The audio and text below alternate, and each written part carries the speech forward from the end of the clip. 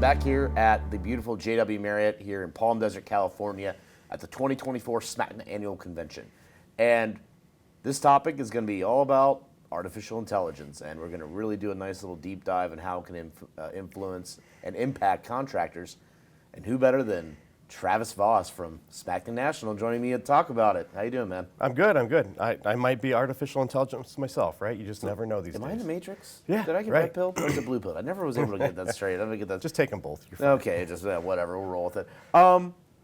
So talk like, how did AI all of a sudden explode into the construction scene? Like, it's not something you'd really think we'd be talking about, but here we are.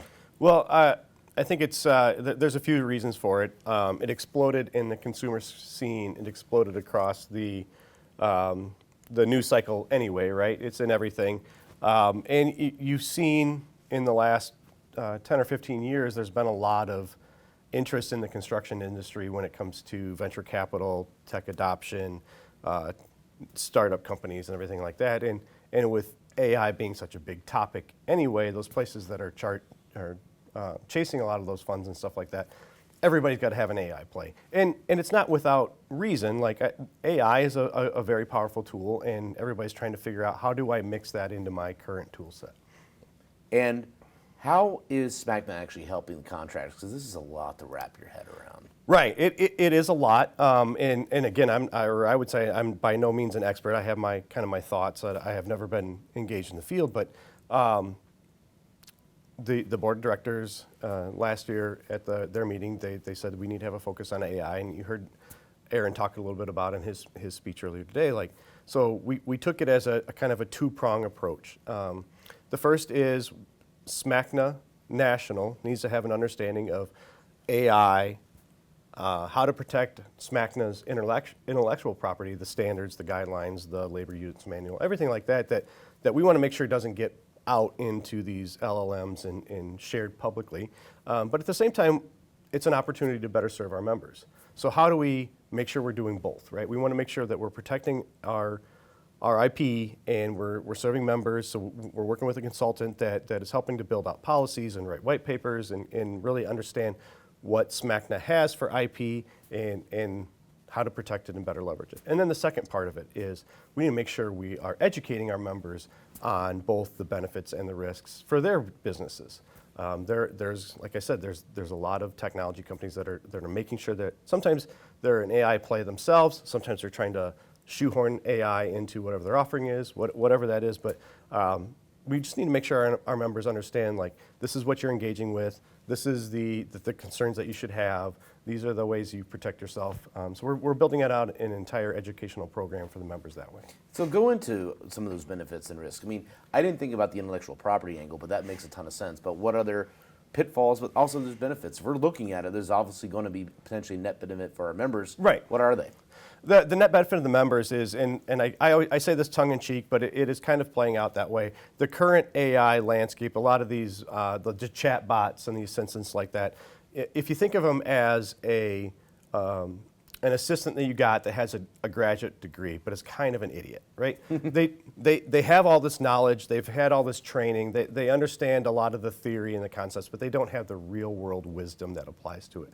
So if you treat it like that, you can use it to scour your documents, to help you build out some data analytics, to help you understand trends and do some forecasting. And there's a lot of tools. The easy tools are, help me write a bid letter. Help me write a job description.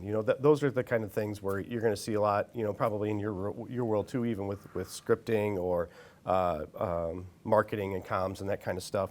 But in the construction world as well, you're seeing kind of the same thing. Like, just kind of help me with offloading some of those tasks. It's not going to be perfect. Again, back to the assistant ideas, like, okay, it's going to probably get you 80-85% there of what you really want to say, and then you've got to kind of fine-tune it for your voice or whatever your message is. So those are some of the benefits there. And really, I think that you're going to see a lot of benefits on the data analytics side of things. And some of that has to do with a lot of our data is kind of dirty data. It's not really well organized.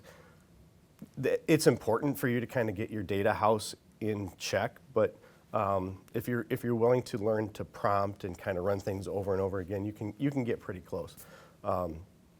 And a lot of these companies just don't have the expertise in house to do that. So you can put massive amounts of data in a CSV or a spreadsheet into whatever LLM of your choice and just start basically asking it questions. It's still a trust but verify. Obviously, that's some of the risks right there. Is it's going to find things that are either not true. It may actually make things up. So that's probably a little bit on the risk side there for you. The easy button's the best analogy for it, because I know when I'm writing and I'm like just firing off like pages and pages of content, I get stuck. Right.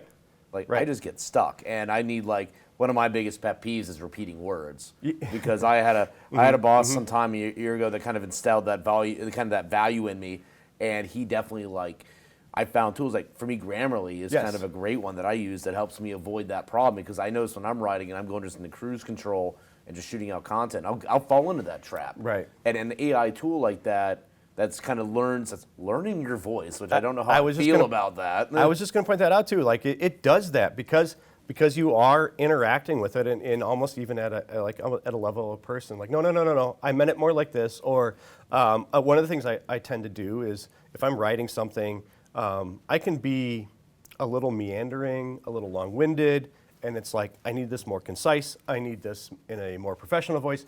Okay, the little sarcasm here, but if you have the features turned on or whatever you're doing it learns that. So the more and more you do that, the less you kind of have to give those cues. I wish mine would have basically a giant sign that said, "Stop writing like a stodgy British man," because that's what I need. Because I get on that trap and I'm just like, oh nope, Seth, it's contractors. They're not. Right. They're not gonna happen. Where do you think this goes? Where do you think AI goes in 5 years in construction? Yeah, that's a great question, and I hate responding that way because it's kind of a throw-off. But if you've attended some of the sessions here at the convention, we've kind of had both. You've had the, oh my God, this is going to take over the world. It's going to replace certain people. Or you've got it's really just going to be kind of a helper, right? And I am always a techno optimist. I do kind of think that in the end, humans find a way to adapt and work with whatever is going along with us. And I think that's probably where it's going to be.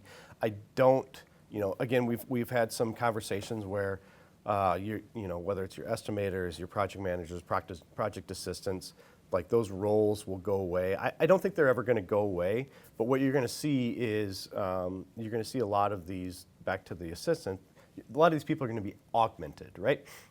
We always talk about all the workforce shortage. Well, one way we can help that is a project manager who can take on, let's say, one project manager can, maybe they take on $3 million of work a year over various projects. If they're spending less time doing less submittals, RFIs, change orders, all of the paperwork that goes along with it, they can now take on more projects. So you're augmenting that person to do more.